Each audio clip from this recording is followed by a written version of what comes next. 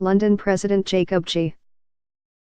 Zuma of South Africa suffered a stinging legal defeat on Wednesday when the country's High Court rejected his efforts to block an inquiry into accusations of influence peddling so widespread that it is known as state capture. The decision came days before a major gathering to choose Mr. Zuma's successor as leader of the governing African National Congress.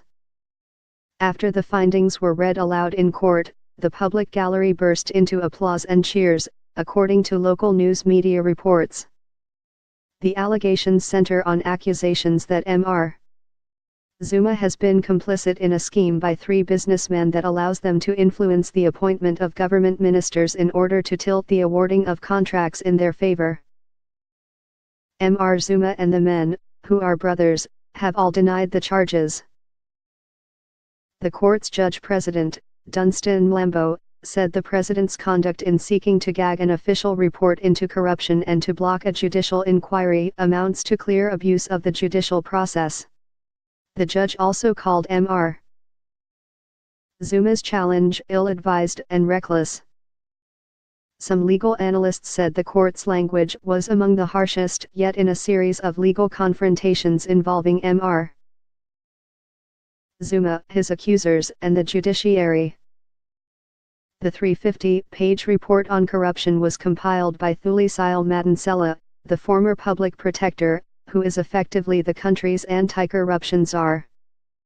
Ms. Madonsela, who was in the courtroom on Wednesday, told reporters, "An allegation that the state has been captured in the interests of the president and his friends is an allegation that needs to be investigated."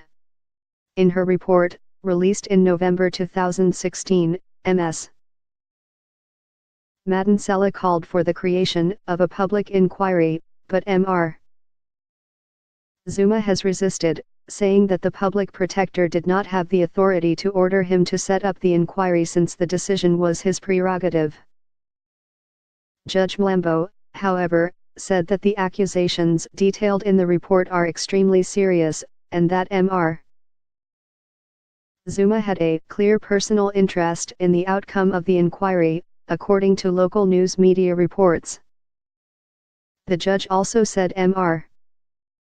Zuma should pay the costs of challenging the accusations. Judge Mlambo ordered Mr.